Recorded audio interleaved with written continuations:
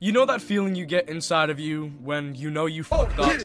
Maybe you feel queasy and it hits you in your stomach. For me, it's like the room just got way hotter and I feel all of it hit me in my face. Regardless of the way you react to confrontation, we all can understand that feeling. Kinda like how everyone has different degrees of the way they endure pain. For some of us, it just hurts more than others. I don't bring this up for no reason. We're going to inevitably come back to this feeling regardless, but that feeling plays a huge role in the subject of today's video.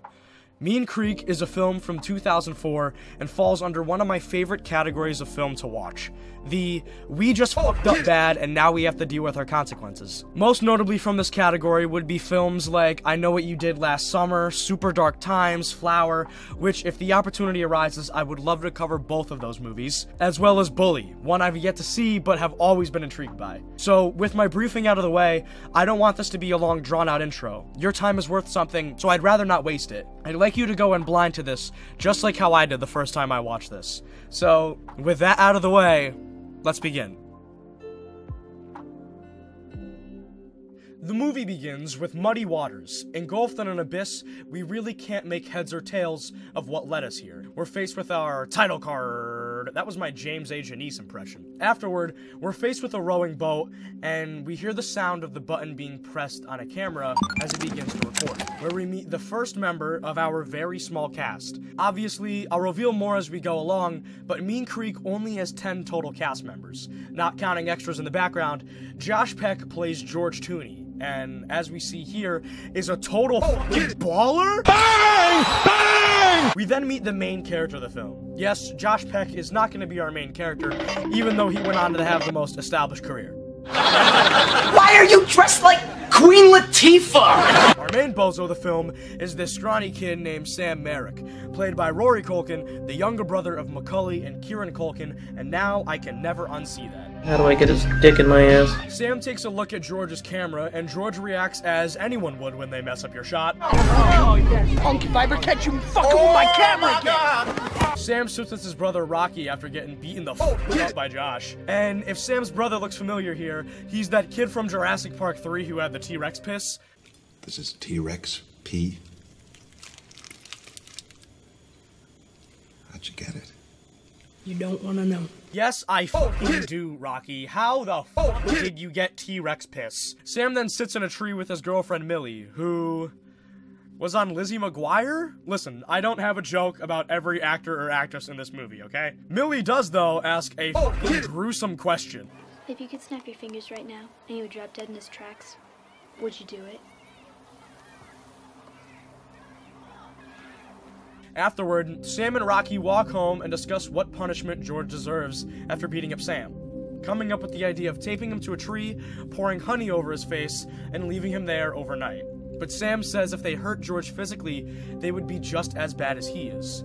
So Rocky proposes the idea of hurting George without actually hurting George. Later that night, Rocky sits with his friends at the quarry in their car, much like how most high schoolers do when they live in a dead town. As they have come up with their plan for their punishment, being adamant that it'll suffice, Marty, who is pretty much only known for this movie, smokes one of them nasty looking joints that looks like it's out of 1965, makes an unfunny joke to Clyde, who was in the Ben 10 live action movie. What? Marty makes an unfunny joke to Clyde, calling him a faggot because of his two gay fathers. I wonder if the purpose of having Clyde's parents be gay will be used for terrible comedic purposes or have an actual deep cut into normal life where people are gay. Rocky calls up George to invite him to a boating trip to celebrate a birthday Sam is not having. Oh, sick Rockstar Games poster in the back, Rocky. George agrees to the idea of the boating trip, but Rocky prefaces by saying George can't tell anyone, not even his mother, where he's gonna be, and George agrees. We get a small bit of insight on Marty's home life, as we see him shooting a gun, attempting to shatter an empty bottle of alcohol, before pulling the trigger, muttering to himself all the people he believes should kiss his ass.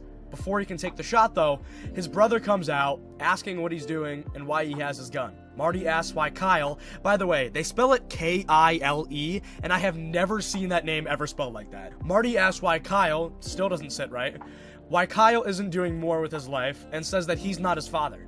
Kyle retaliates to this by grabbing Marty by his ear and threatening him with the gun itself. Thereafter, Sam and Millie are sitting on a bench, and Millie has an odd choice of questions again. So, what's it like being a male? Okay, stupid question. And they all band together on their quest to pick up George, who's jamming out to some Mos Def and filming his mom work out. George, again with his camera, starts filming an optical illusion, but I just love the way Josh Peck delivers his line here. This is the inside of my mind.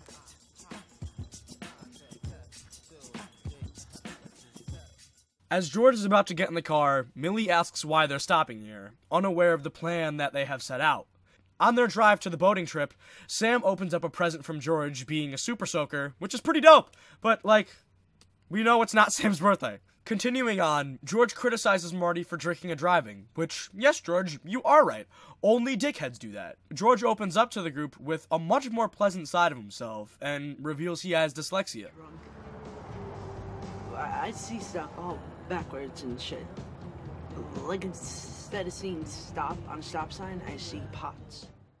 As the group begins their voyage to the river, Sam opens up to Millie about the plan that they have. Setting it up in a game of truth or dare, they plan to strip George, throw him in the river, and make him walk home naked. Millie doesn't want to be a part of this in the slightest, however, stating if Sam doesn't call off the plan, she will walk back to the car. As they're gearing up to go onto the water, George calls Clyde a faggot, which, yes, that's not getting old at all, and is offered to smoke.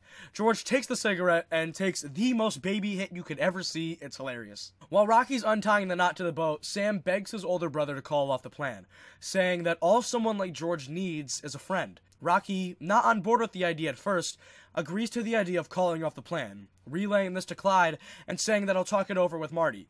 As they begin their voyage down the river, George starts motherfucking spitting.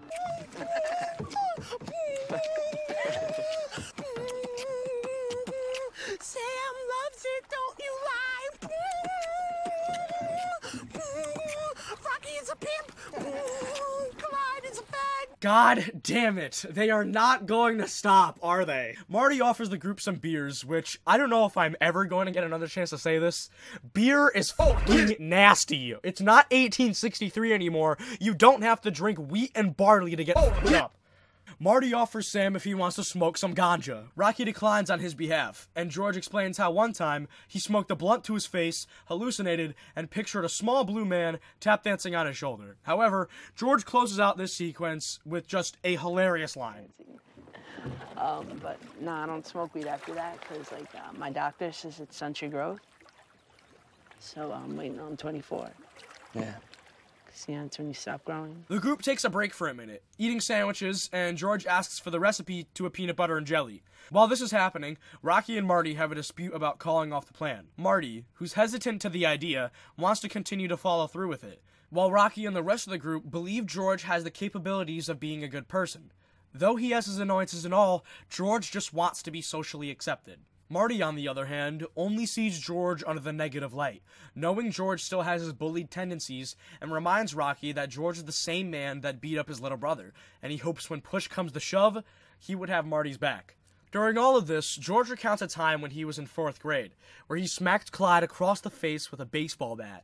After George asks Clyde what led him to do it, Clyde replies to this by saying his attack was without reason. George states that a human wouldn't just attack another without a cause, and Sam chimes into all of this by saying that's all George does, attack without reason. And George replies to this by telling Sam to shut the fuck up. Their trip resumes, and we get to see them travel down the river, being surrounded by various wildlife, including cows and deers. Marty throws down the anchor to suspend where they are at, and George throws out the idea of trying out Sam's new super soaker, shooting it at Rocky in playful humor, while Rocky takes to the idea on the contrary. Fire, fire, fire, fire! Fucking squirt that thing at me again! Whew. Marty then suggests the idea of playing Truth or Dare. With Sam, Millie, and Clyde all being skeptical of the idea, George pushes them by calling them all pussies. Millie pushes back to this, however, by just saying, Go ahead, Clyde. Start the game. After playing a couple rounds, Marty is dared to pull out his dick, and George, with probably my favorite line in this movie so far. Bring on the penis. During this, George shoots Marty with a water gun in good fun, and begins to imitate what Marty is saying, crossing a line, however, when he brings up Marty's father. What we've come to learn so far is a sensitive subject for him.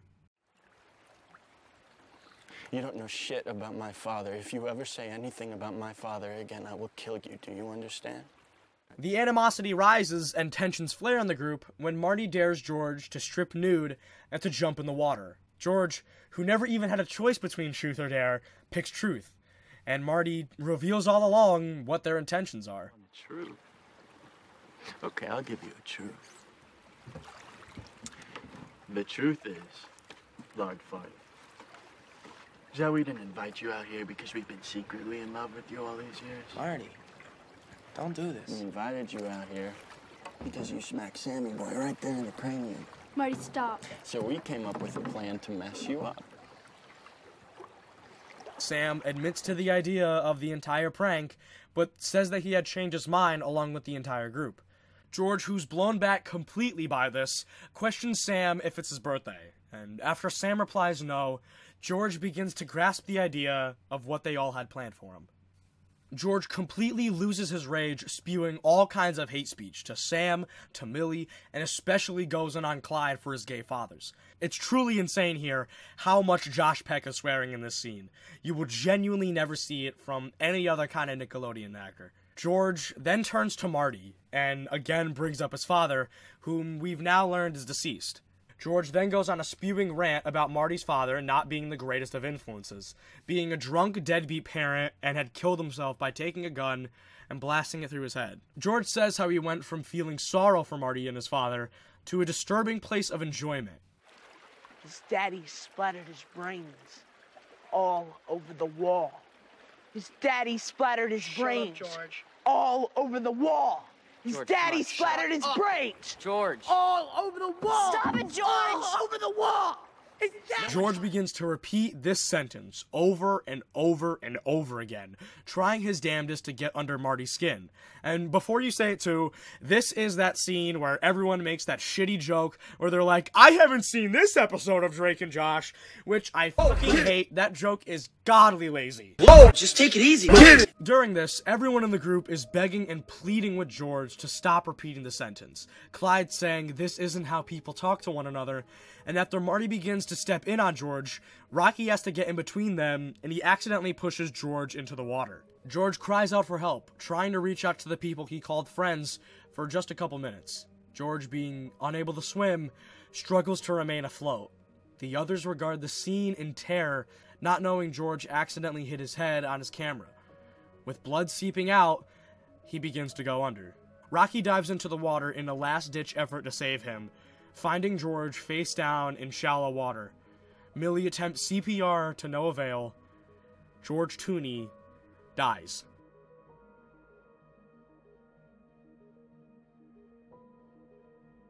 A lot to take in, I know.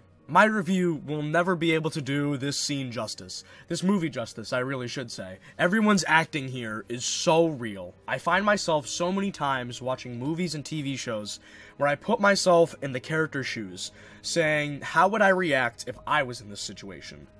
I don't do that with this scene. Millie's fleeting attempts of CPR turning into slapping George to try and do anything to wake him up. Sam needing to pull Millie off of him, Clyde stumbling through the water trying to call out for anyone to help them, and Marty, who's sadly seen a sight like this before, just walks away from the scenario, and Rocky, completely shaken up, trying to grasp everything that's happened to them. What was once going to be a methodical scheme of a prank has now turned into manslaughter. I also love how you can visually see a tonal shift in the movie now. The color grading on all the scenes from here on out are much colder colors compared to the bright orangey, warm colors you got before watching this. Seriously, don't let my review be the only way you take in this movie. Let's jump back in. The group, utterly traumatized by what they've done, cope in all different kinds of ways. Rocky just walks away from the scenario, getting some air. Millie runs away with Sam chasing after her, and she just delivers this heart-wrenching line. I don't want to be here. And Clyde, who was mistreated by George his entire life, just continuously apologizes. I'm sorry. The group all come together around George, with Marty looking through the water for George's camera, knowing that their confession of the truth is on there. While all of them are willing to come clean and open up to their actions, Marty knows that they will go without sympathy, and suggests the idea of burying George's body. To all of their dismay, it seems like it's the only idea that they can go with. The group all decide to make a blood pact to keep their quiet, which I'm not going to show you because they don't hold back, and intentionally cutting a finger to your knife never looks right. The group dig their hole and place George into it, and like how I said previous of the tonal shift, it happens within the characters as well. Millie, who was once looking forward to this date with Sam, has had a complete loss of innocence, stabbing a snail and just watching it die. Which I'm not gonna show, because why the fuck you wanna see that, dude? The group paddles back the way they came, all with one less member. With the idea of incarceration in each of their eyes, they ride home with their fate being completely unknown. While none of them are in the right headspace, Marty tells Millie, "Mum's the word." Clyde sits at dinner with his parents, barely touching his food, and Marty, knowing that his fate is going to be much worse than anyone else in the group, admits to Kyle, admits to Kyle what he's done. They don't ever outright say it, but we know. The group, excluding Marty, are all on board with the idea of coming clean. Marty, knowing that his fate is sealed and feeling double-crossed by them, walks out on the group, with the intention of fleeing the country. His time is limited. The four of them make their way over to George's house, and in the last montage, we see they've admitted to George's death to his mother. Marty has to rob a gas station, doing so with tears in his eyes, knowing that he does not have much time left as a free man. Sam is seen inside of an interrogation room, recounting the moment of George's death. And before he can answer the question, was Rocky in control at the moment he pushed George off the boat, the police detective is called outside, where Sam looks into the camera and says, Never seen him where I have control of my life. The police officers view the footage we saw of George earlier, explaining the way his mind works, and how he says he has a zillion things inside of it. While George explained the way his mind goes, and his aspirations of being a filmmaker, we see the police uncover George's body, George's mother crying on in horror at a sight she would never think she'd need to see, and Sam looking on at exactly what they've done. The movie ends the same way it began. George, this time, hitting the end record button.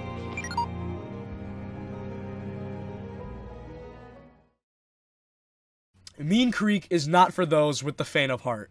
It's not a movie where the main character wins. There are no winners in this movie, and when you finish it, you are not going to feel good about it. But that's the exact point they're trying to portray. You are meant to feel terrible at the end of this movie. Oddly enough, that's a good thing.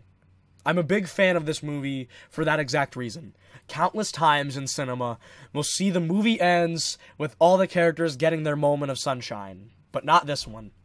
They get their moment of drought, needing to sit with the nasty feeling of what they've done. It's important to have films like this because, much like the real world, we don't have that perfect fairy tale ending where everyone is happy in the end. You're going to be sad and not know what the next step in life is, but that's okay. That's exactly what life is. Mean Creek is not for the winners, and that's what makes it amazing. Thank you so fucking much. Thank you all so fucking much for watching this video. This is the first time I've had a chance to cover a movie on the channel, and it's a deep topic, I know, but it was one I hope you enjoyed. You are truthfully the best person in the world if you watch this video all the way through. By this point, you know the drill. The ball is in your court, you're an adult who's capable of making their own decisions. But it is always gratefully appreciated when you guys leave comments, leave likes. It's very encouraging to try and make me a better content creator. Hopefully, next time I upload, it won't be as much of a gap. I can't explain what happened really, but I do want to get back into making videos. It's a lot of fun for me. I had a different video planned. It wasn't going to be this one, but I really wasn't liking the way that it was coming out. But I do plan on making that video one day. It will definitely be much longer. It's going to be an entire series. I don't want to really say anything else. I want to leave it more of a surprise. The next video, I think, will be music related, trying to do something just on a less, you know, hectic topic. Jesus. But I'll stop wasting your time. Again, just thank you so fucking much. It means the world. Peace.